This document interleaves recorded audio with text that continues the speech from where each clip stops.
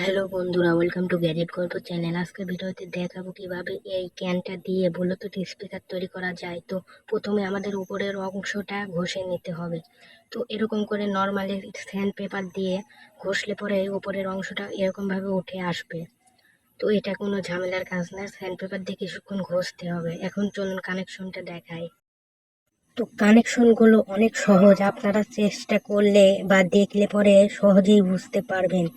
তো এখানে আমি নর্মালি সোল্ডারিং আয়রন দিয়ে কানেকশন করে নিয়েছি। এখানে আমি জাম্পার করেছি আর কি, কারণ আমার পয়েন্টগুলো উঠে গিয়েছিল। আপনাদের সুবিধার্থের জন্য আমি একটি ফটো দিয়ে দিচ্ছি, এই ফটোর মাধ্যমে সহজে বুঝতে পারবেন, কারণ আমি জানি আমার এই পয়েন্টগুলো আপনারা ভালো করে দেখতে পাচ্ছেন না, বুঝতে পারছেন না। এই জন্য আপনাদের সুবিধার জন্য আমি এই ফটোটা দিয়ে দিই।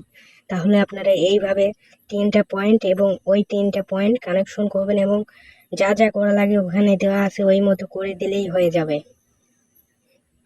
তো এখানে একটি যে চার্জিং মডিউলটি দেখতেছেন, এখানে আমি সেই চার্জিং মডিউল ব্যবহার করে নিই। সেখানে আমি নিজে তৈরি করে যে চার্জিং মডিউল সেটি ব্যবহার করছি।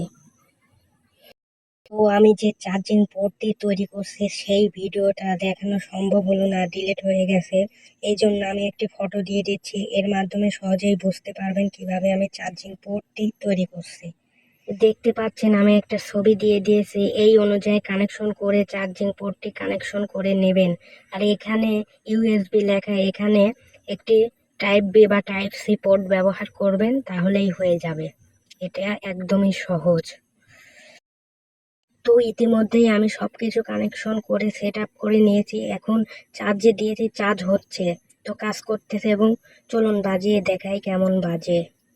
এবারে তবেও শোনাচ্ছি, কারণ আগের ভিডিওতে শোনাইছিলাম না ওই স্পিকারে।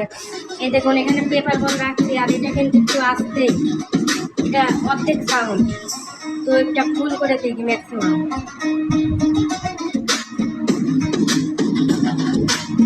তো কপিরাইট আসতে পারে, এই জন্য বেশিক্ষণ শোনাতে পারলাম না। তো ভালো লাগলে লাইক কমেন্ট শেয়ার করে দেবেন। Bye bye.